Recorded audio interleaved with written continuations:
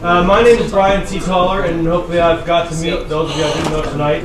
So thanks for coming tonight. A couple of important things. Tonight's event is sponsored by RealPlayer SP. I kind of feel like Monty Hall.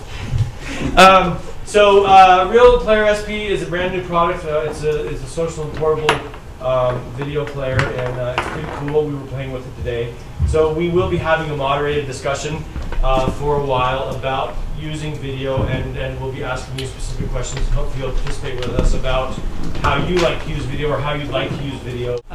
So I downloaded it today and downloaded the Michael Jackson This Is It trailer for his movie that's out in theaters right now. And the cool thing about it is the video is portable.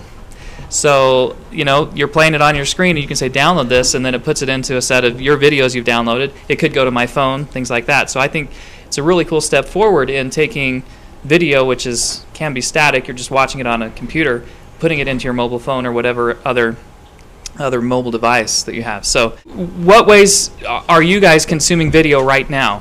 What are your favorite sites? Yeah, Sarah. Definitely, I hardly ever watch TV anymore. It's always Hulu or something online. Yeah, we actually got rid of our television subscription, and we watched episodes on Hulu as well. How are you watching video? YouTube, Netflix, on demand. Okay. Do any of you have experience watching videos on your cell phones, on your mobile phones? What's that like? What we're always looking for, whether we're creating videos for the web or we want something, it's always about finding the right channel and the right device and then communicating with people on that channel. And so our desire for video moving forward would be a faster, more seamless integration, and also a platform that we could maybe use to build mobile videos, just like we build, websites, Yahoo and others have a Mobi app, you know, so it's a better interface with your phone or your PDA. We'd like to see more options like that for video, so that we can get rid of, when Tom was talking about compression issues and pixelation, and then also waiting for it to cache.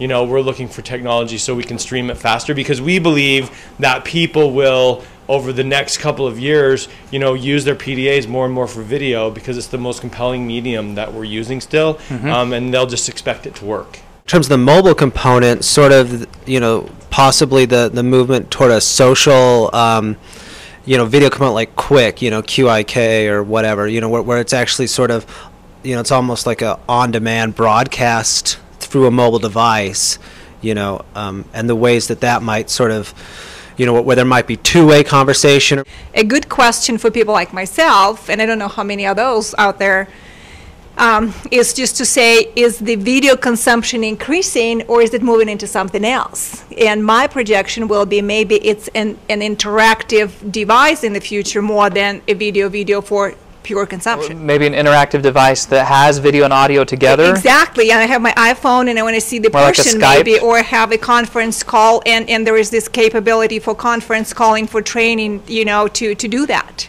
So I would like to see you know, video being more interactive in terms of trainings and hooking up, because people right now are offering an enormous amount of trainings, including myself, you know, but at the same time, you know, do we have more options rather than webinars? All right, well, basically, I kind of follow up with what she's saying here. I think what it is it's not so much that more and more people are going to be looking at videos. I think that with technology, as it, you know, exponentially develops, I foresee that we're going to be going for more holographic, where the imagery, where you're going to have a hologramic image where you're going to actually be talking to somebody, and of course on the other side, maybe on the other side of the pond, they're going to have that hologramic image of you, and you're going to be able to communicate. I agree with what you're saying. In fact, I wanted to go back to a point that was made earlier about video, and that is for search. I don't know if you've noticed in Google searches, search results will quite often display results with an image next to them higher than results with just plain text. And I think that is the underlying trend. And maybe this is more of a search type thing than a video type thing, but being able to index and really search videos more effectively to know the content of the video when you're doing a search for it. Excellent, because right now, if you publish a video on YouTube or whatever, you've got the title and you've got descriptions and keywords, but that's about it. Unless you transcribe the whole script and publish that text somewhere, the search engines don't really know what's included in that video. Right, or even way down the road, contextual. So if you understand that something takes place in New York City, or they're talking about something in New York, it understands, okay, well, this should come up when we search for New York videos, even though they may not specifically say the words New York. I'm interested in the interactivity of it and the point that you're making there. I mean, I almost think that very soon it's not going to be meet the press, it's going to be meet the people. Because, I mean, theoretically, you could have a guy sitting in his basement with a webcam looking the president in the eye and asking him a question. And the president could respond to that. You know, our reality check on video today, the state of video, I'm curious to know what features in video would you like to see that aren't there now? What would we like to see?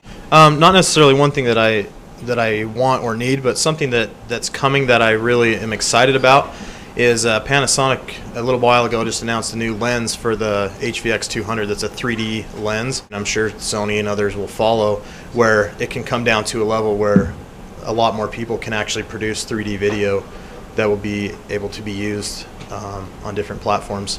So it'll be a while, I think, before it gets to cell phones and things like that, but that's something that I'm excited about. How do you move your video around? Like if you produce a video and then you have to take it to somebody else, or... When I was working with Royal Ants for all the local interviews we did, that's the first thing we did was upload them online. Put them online. Put them online, and so then if someone said, well, I want to see your video, there's the link. And now you don't have to really carry it with you everywhere. Because even on their mobile device, they could go to the website and view the video. And you've also got a lot of it. Online storage is getting cheaper. It's getting better. It's expanding. You can do more with it.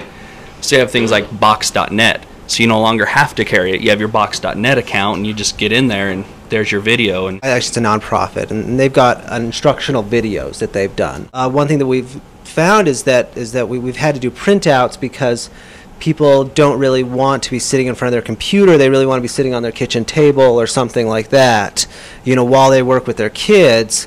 But we've wanted to think about some ways to sort of disconnect that content from the desktop, Downloading is a concept that didn't really work the first time around when we started talking about it with RealPlayer 11 2 years ago, because everybody was like, why would I want to be sitting at my PC, download a video that I'm watching on the web onto my PC? It's kind of the same experience, outside of buffering issues and all that sort of stuff. But that's why I think it's catching on now a little bit more, because you can take it with you on your phone, and that's how you disconnect it. And that's a great other example that we've been kind of coming up with as parenting. If you want your kids to sit still for 5 minutes, you just kind of shove a video on your phone towards them. On the RealPlayer side of things, now, like if you have an iPhone or an Android device, they have video players. So what's with RealPlayer? Like why add an extra application?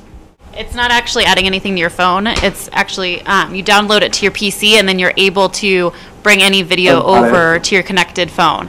Okay. And where it's nice and it kind of simplifies the process is there's a lot of other parts and pieces of software that help you do this, but you have to kind of patch them together. But this is something where you pick the phone that you have, and it does the rest. As long as the video isn't copy protected, you can just click a download this video button that comes up if you have RealPlayer installed in your machine. It's free, and you can just bring it right over. 2 steps. Have more of these conversations. Una, thanks for coming, and we want to thank RealPlayer for the reality check conversation. I think that was good, and we got some good information out of that.